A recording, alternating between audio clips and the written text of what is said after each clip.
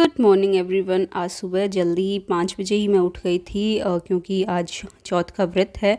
तो 5 बजे ही उठकर चाय पी ली थी और अभी चाय दोबारा जो है वो नहीं पियेंगे। कहानी सुनने के बाद ही अब चाय मिलेगी।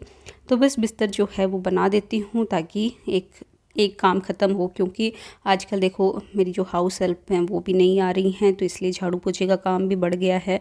और ये सब तो देखो वो नहीं करते हैं, ये झड़काना डस्टिंग वस्टिंग तो हमको ही करनी पड़ती है, वो तो सिर्फ झाड़ू पोछा करके चले जाते हैं। तो पहले से ही डस्टिंग ये सब करके रखनी पड़ती है, अदरवाइज़ तो फिर वो जैसा है वैसा ही पड़ा रहेगा, उसको कोई मतलब नहीं होता है कि कैसा है घर, उसको तो सिर्फ अपने झाड़ू पोछे से मतलब होता है। तो इसलिए जितना हो सके हम खुद ही ये सब करते हैं। तो एक हैबिट बना लेनी चाहिए कि हाँ, सुबह उठते ही अगर हम ये सारे काम कर देते हैं ना तो इतनी टेंशन नहीं होती है। तो अच्छे से झटका के मैंने फिर बेडशीट लगा दी। आज व्रत है तो कहानी भी सुननी है, इसलिए सारे काम जो हैं वो फटाफट कर लेने हैं, क्योंकि फिर कहानी सुनने के लिए थोड़ा टाइम चाहिए होगा और उसके बाद ही दोबारा चाय हमको मिलेगी। तो इसलिए चाय के चक्कर में भी थोड़ा सा ऐसे जल्दी जल्दी काम कर लेते हैं, क्योंकि रात में 9:15 का दे रखा है चाँद का, तो 9:15 चाँद दिखेगा, तो इसलिए थोड़े जल्दी जल्दी काम कर लेते हैं। तो यहाँ पे देखो मेरे जो कपड़े हैं वो तय करने के लिए रखे थे, तो वो मैंने थोड़े से जचाए। संडे था, संडे को थोड़ा सा टाइम मिल जाता है कि आप आराम से थोड़ा कर लो, बट कहानी सुनना था इस वजह से मुझे थोड़ा सा जल्दी करना पड़ रहा था। अदरवाइज़ मैं संडे को हमेशा रिलैक्स होके सफाई वाले काम थोड़े ज़्यादा करती हूँ, क्योंकि टाइम मिल जाता है थोड़ा सफाइयाँ करने का, क्योंकि टिफ़िन नहीं बनाने होते हैं और सब लोग अपने अपने किसी न किसी काम को लेकर बैठे रहते हैं, वो सब किसी न किसी काम में लगे रहते हैं, इसलिए उतना जल्दी भी नहीं होता है कि नाश्ता टाइम से दो या खाना टाइम से बनाओ, सब आराम से सब कुछ करते हैं। इसलिए मुझे भी टाइम मिल जाता है कि मैं भी अपना काम आराम से करूं, इसलिए थोड़ा सा मैं पेंडिंग रखती हूँ कुछ कुछ काम संडे के लिए। और यहाँ पे देखो मैं नीचे झाड़ू लगाने आई तो अर्नव जो है वो छोटी दादी के साथ लगा हुआ है यहाँ पे धोने के लिए। तो बच्चों को तो मतलब पानी मिल जाए तो बस उनको मज़े हो जाते हैं। तो बस अभी झाड़ू लगा देंगे, अंदर से पूरा मैं झाड़ू लगा कर ले आई थी, अब बाहर थोड़ा सा लगा देती हूँ।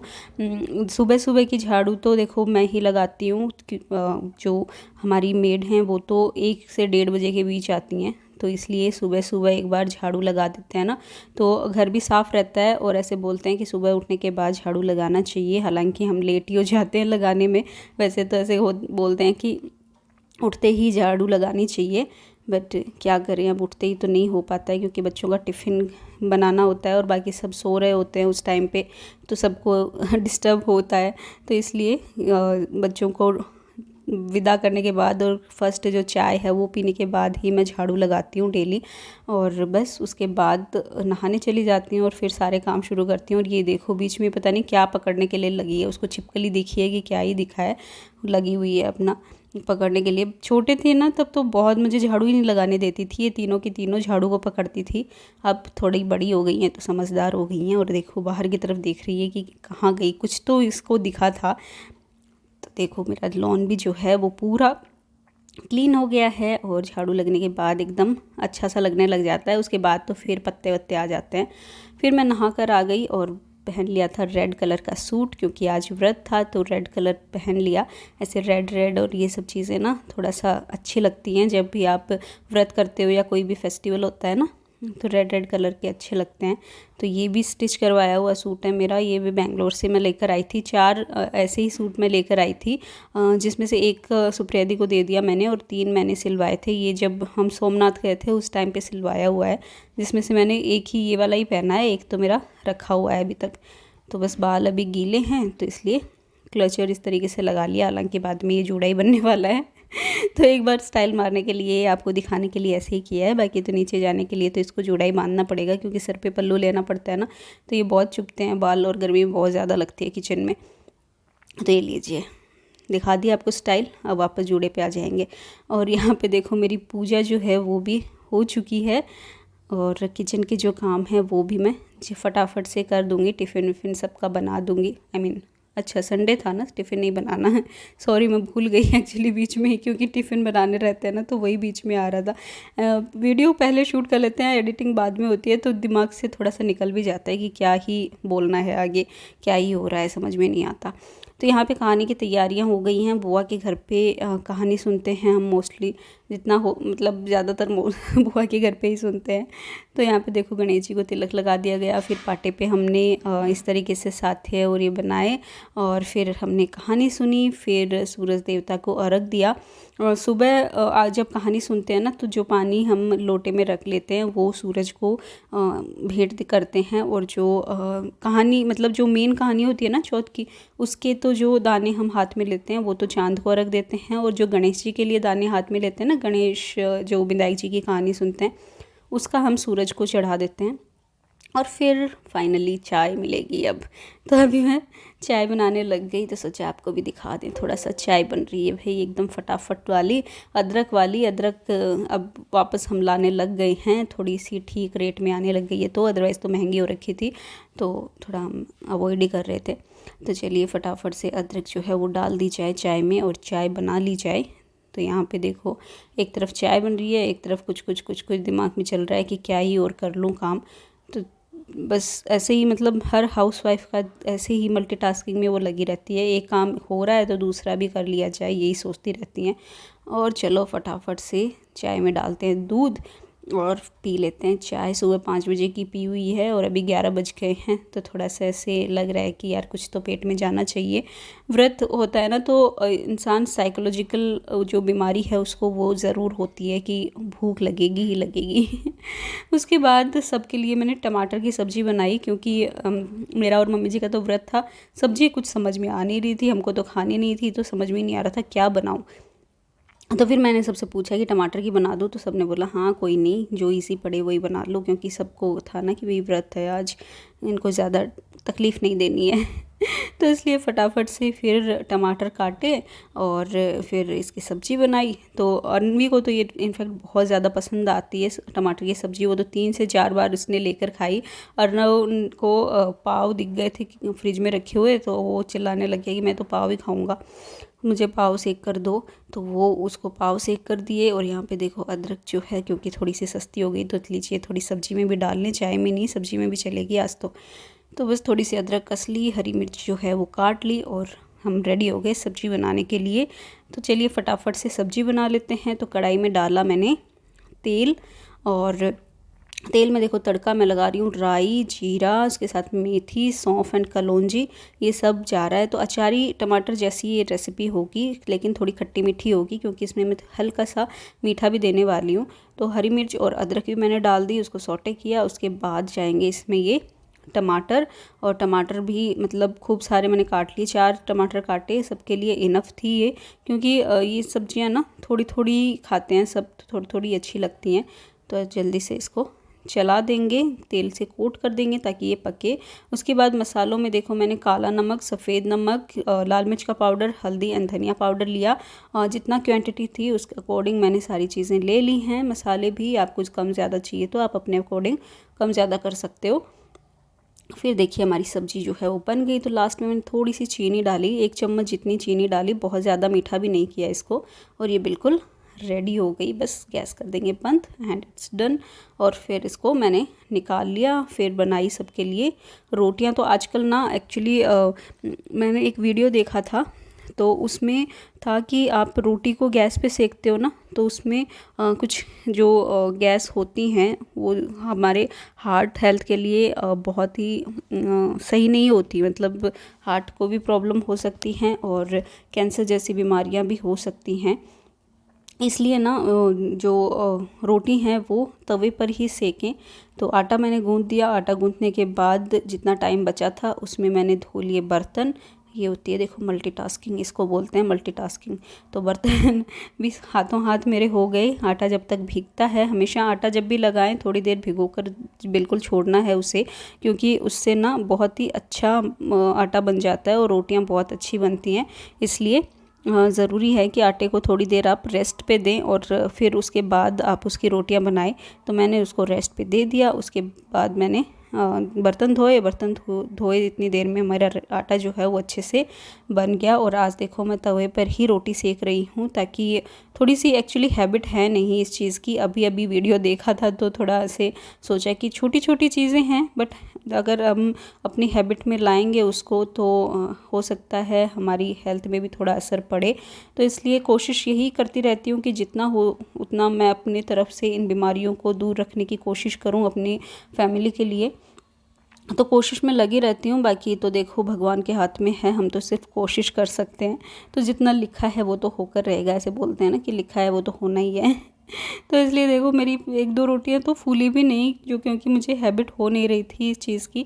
बट बाद में ना मैंने 4-5 रोटियां बनाई, उसके बाद मेरी रोटी फूलने लग गई थी गैस पे ही। तो अभी हो गई थी शाम, और शाम की तैयारी मैं करने लग गई थी खाने की। तो यहाँ पे मैं बनाऊँगी मसाला पूरी। तो उसके लिए देखिए तिल मैंने लिए, हल्दी, मिर्ची, नमक, अजवाइन और कसूरी मेथी मैं डाल रही हूँ आटे में।